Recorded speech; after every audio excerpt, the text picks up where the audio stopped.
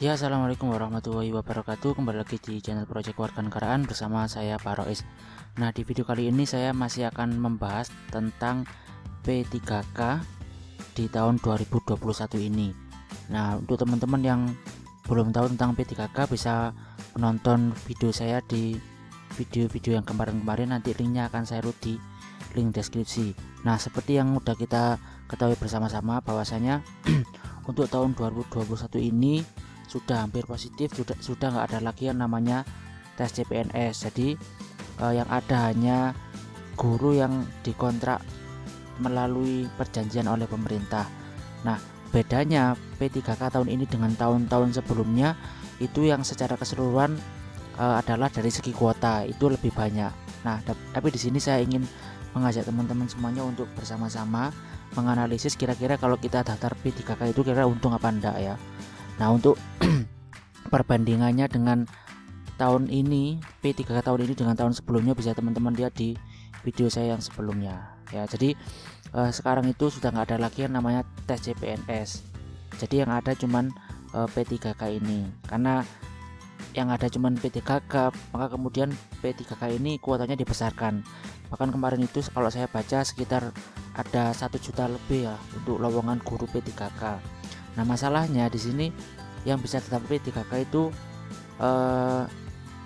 adalah guru-guru yang sudah daftar di Dapodik sampai guru-guru yang sudah memasuki usia pensiun atau kalau di sini saya lihat umurnya 59 tahun ya. Jadi teman-teman, walaupun kuotanya besar, nanti kita saingannya juga semakin banyak. Nah, kemarin yang ditekankan di P3K juga bahwasanya di P3K itu bukan sama sih ya, hampir sama dengan PNS. Tapi bedanya kalau P3K itu cuman nggak diberikan pensiunan, dari segi gaji sama. Tapi coba kita amati bersama-sama ya. Jadi kalau yang namanya P3K itu kita dikontrak ya. Jadi bagaimana hubungannya dan segala macam, bagaimana aturannya akan kita bahas bersama-sama di sini. Nah, ini periode hubungan perjanjian kerja. Jadi yang namanya kita kerja kontrak itu ya nggak tentu ya. Di sini dikatakan bahwasanya jangka waktu untuk guru P3K itu paling singkat 1 tahun dan dapat diperpanjang sesuai dengan ada poin-poinnya ya. Coba teman-teman kita koreksi bersama-sama. Saya nggak bermaksud untuk memprovokasi teman-teman yang lain ya. Dia mengatakan dia akan dikontrak selama 1 tahun dan dapat diperpanjang kalimatnya. Berarti itu nggak otomatis, tergantung dengan pencapaian kerja kita seperti apa, kesesuaian dengan kompetensinya, kemudian kebutuhan instansinya seperti apa, kemudian yang terakhir setelah mendapat persetujuan dari PPK atau kalau PPK itu istilahnya dia pengawasnya kita kerja kontrak. Nah, sedangkan seorang guru kalau misalkan dia cuma ngajar aja, ya cuma ngajar aja, pasti dia akan mengandalkan gajinya. Coba bayangkan kalau misalkan sudah dikontrak selama 1 tahun, terus dia nggak diperpanjang, sedangkan dia sudah mengambil cicilan dan segala macam. Nah, ini juga pasti akan menjadi masalah. Dan sekali lagi di sini saya hanya ingin memberikan wawasan saja pada teman-teman yang sangat ingin menjadi PNS atau P3K. Jadi tolong dipikir kembali bahwasanya ya seperti ini ya, kontraknya 1 tahun atau paling lama 5 tahun. Itu pun dengan beberapa konsekuensi yang saya sebutkan tadi, kayak pencapaian kerjanya bagaimana, kesesuaian kompetensinya bagaimana, kemudian kebutuhan instansinya seperti apa. Misalkan suatu saat sekolahnya muridnya habis, pasti di situ gurunya nggak membutuhkan banyak. Nah, berarti guru P3K udah siap-siap harus segera kehilangan jamnya. Nah, itu coba kita pikirkan sama-sama aja ya. Jadi di sini kita cuma sharing aja. Nah, karena P3K itu kontrak, maka ada kemungkinan kontraknya akan berakhir, gitu teman-teman ya. Nah, penyebabnya itu ada beberapa, kita bahas saja bersama-sama ya. Yang pertama, dia akan diberhentikan dengan hormat karena jangka waktu perjanjiannya telah berakhir, tapi dari instansinya atau dari sekolahnya nggak mau memperpanjang, begitu ya. Kemudian yang kedua, meninggal dunia. Yang ketiga, atas permintaannya dia sendiri atau dia resign. Yang keempat, perampingan organisasi atau kebijakan pemerintah yang mengakibatkan pengurangan dari P3K. Nah, ini Ya walaupun sekali lagi ya dari segi gaji itu memang sama dengan PNS.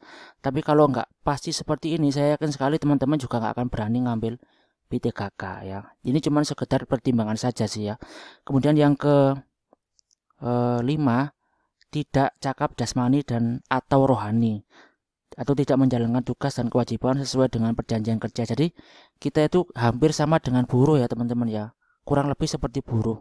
Ya jadi kalau performa pencapaian kerja kita bagus ya kita akan diperpanjang maksimal 5 tahun tadi, terus ada pembaruan lagi, ada tes lagi ya, dengan konsekuensi kita nggak akan keterima. Nah kalau kerjanya nggak jelas seperti ini ya gimana ya, padahal kita kan guru, ketika kuliah juga mengeluarkan banyak biaya begitu loh ya. Terus yang kedua, seorang guru P3K itu dapat diberhentikan dengan hormat tidak atas permintaannya dia sendiri ya, karena pertama dihukum penjara karena melakukan tindak pidana dengan pidana penjara paling singkat 2 tahun dan tindak pidana tersebut dilakukan dengan tidak berencana. Jadi ya ini kalau ini saya kira wajar ya, kalau misalkan bersalah melakukan tindakan kriminal dia akan diberhentikan.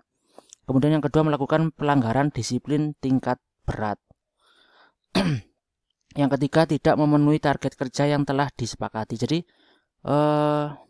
ya sekali lagi ini hampir-hampir mirip dengan seorang buruh, kerjanya kontrak ya. Jadi sangat-sangat rentan sekali dia akan diberhentikan atau dihabiskan jam kerjanya. Ya masa nanti kalau udah jadi guru P3K mau balik lagi ke swasta, berarti kan harus merintis lagi dari awal begitu loh ya.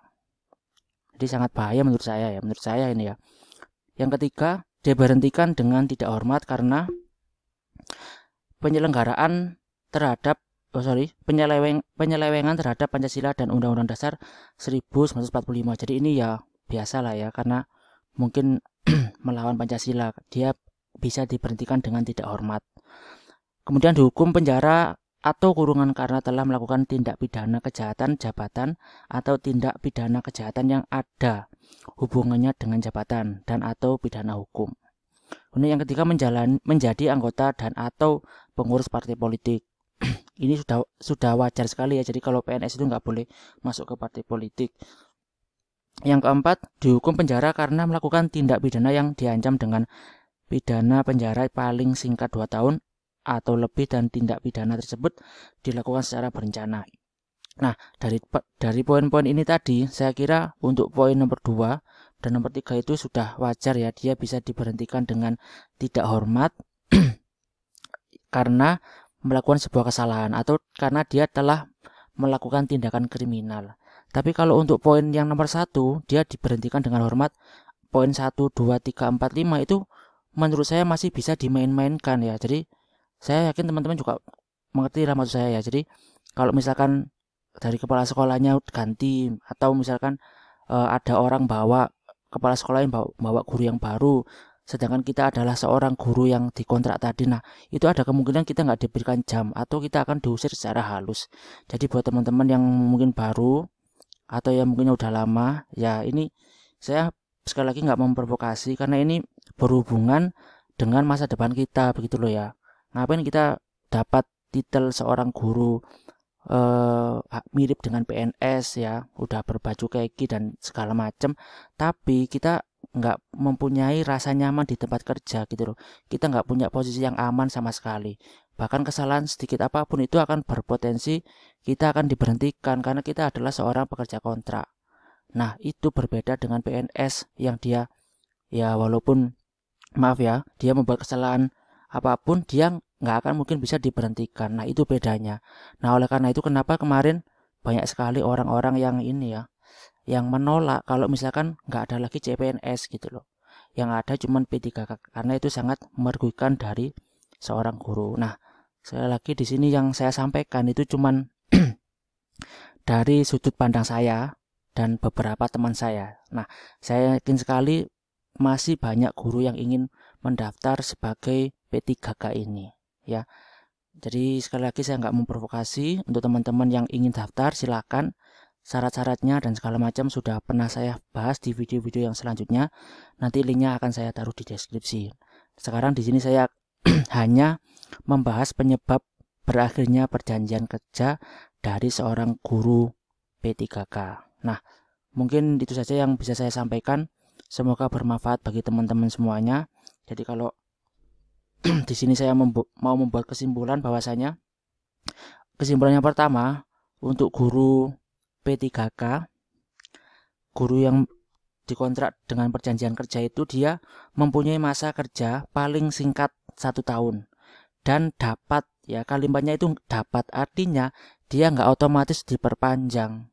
Kontraknya itu tahunan ya, 1 tahun, ntar tahun kedua dikontrak lagi gitu, maksimal 5 tahun ya. Di sini saya nggak nggak mengartikan kalimat itu sendiri, jadi saya langsung mengambil file ini, saya download dari bentar ya teman-teman ya, dari websitenya P3GTK Kemendikbud.go.id, dan ini adalah slide yang menurut saya sudah sangat-sangat valid ya, nggak mungkin ini hoax dan segala macam ya. Jadi saya hanya menafsirkan isi dari poin-poin ini. Jadi kontraknya 1 tahun dapat diperpanjang 5 tahun.